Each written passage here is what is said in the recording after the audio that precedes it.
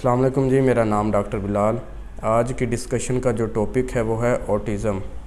Autism को हम ASD भी कहते हैं शॉर्ट फॉर्म के अंदर। ASD मतलब ऑटिज़म स्पेक्ट्रम डिसऑर्डर।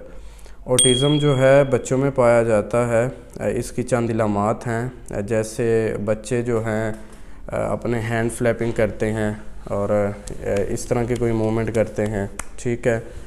इसके साथ साथ अपने सर को जो है वो आगे पीछे मूव करते हैं। इसके साथ आई कांटेक्ट नहीं करते, सोशल जो है वो आइसोलेशन में रहते हैं, अलग अलग रहते हैं, उनकी एक अपनी ही दुनिया में रहते हैं वो। इसके अलावा किसी भी जो है वो मूवमेंट को बार बार उसको रिपीट करेंगे, एक मूवमेंट को बार बार रिपीट करना स्टार्ट कर देते हैं। कुछ बच्चे तो बहुत ज़्यादा अग्रेसिव भी होते हैं, गुस्सा करते हैं, तोड़ फोड़ करते हैं और ऐसी और भी बहुत सारे इलामात हैं। तो आज की वीडियो का मकसद जो है वो यही है कि इस पे मैं एक पहले भी वीडियो बना चुका हूँ, लेकिन आज जस्ट बुनियादी चीज़ें कुछ आपको बताऊँगा कि बहुत से बच्चे ऐसे हैं जिनका डायग्नोज ही नहीं हो पाता, या अगर होता है तो बहुत लेट एज के अंदर जाके होता है। ऑटिज़म जो है ये एक सीरियस जो है वो एक डिज़ीज़ है, इसको सीरियस लेना चाहिए। पेरेंट्स जो हैं वो या तो कोई बाबों के पास जाते हैं, दम दरूद करवाते हैं, क्योंकि जब वो दिखाते हैं डॉक्टर को, लोकल डॉक्टर को, उनकी समझ में कुछ नहीं आता। फिर वो कहते हैं जी बच्चों को कोई जादू हो गया, ये हो गया, तो वो फिर बाबों वगैरह के पास जाते हैं। फिर ऐसे ही कुछ जो है घर पे टोटके करने लग जाते हैं, लेकिन ऐसा नहीं है। ऑटिज़म को जितनी अर्ली एज के अंदर आप कवर करेंगे उतना ही अच्छा है। तो जो इलामात मैंने आपको बताई हैं कि बच्चा बार बार किसी मूवमेंट को रिपीट करेगा, किसी कोई हरकत अगर वो कर रहा है बार बार वो रिपीट करेगा, हैंड फ्लैपिंग करेगा, उसके अलावा जो है वो सर को आगे पीछे करेगा, अलग दलग रहेगा, उसका आई कांटेक्ट जब वो उसके वालिदैन उससे बात करेंगे आई कांटेक्ट जो है उसका नहीं होगा, स्पीच डिले होती है, बोलता नहीं है, लेट एज में जाके बोलता है।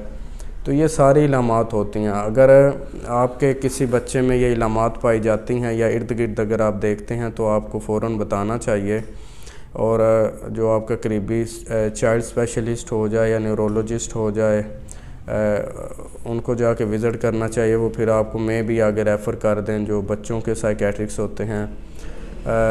बेसिक इनके अंदर जो लर्निंग होती है ना, सीखने, जैसे बच्चा होता है एक छोटा, उसके ख़ास माइलस्टोन होते हैं, तो ऐसे बच्चे जो है लर्निंग इनकी डिले होती है, बहुत लेट सीखते हैं, बोलते लेट हैं।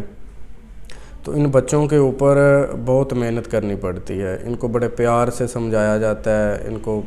इनसे अगर आप अग्रेसिव हो के बात करेंगे तो शायद वो आगे से ठीक रिस्पॉन्स ना दे, या उसकी सेहत के लिए ये चीज़ें जो है वो ठीक ना हों। तो ऐसे बच्चों को जो है आप फ़ौरन साइकेट्रिक्स या चाइल्ड स्पेशलिस्ट को दिखाएं।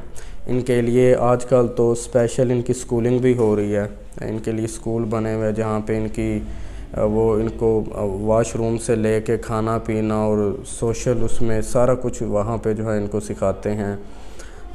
तो वहाँ पे आप बच्चों को भेज सकते हैं, डेली 3 से 4 घंटे दे सकते हैं।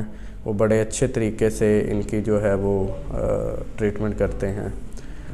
तो आज की वीडियो का यही मकसद है कि खुदारा जब आपके घर में कोई ऐसे बच्चे या आपके इर्द गिर्द ऐसे बच्चे पाए जाते हैं तो बजाय और टाइम वेस्ट करने के उनको पहले ही जो है उनके मुतल्लिका डॉक्टर को दिखाया जाए, ताकि वो उनकी प्रॉपर जो है वो तशख़ीस कर सकें।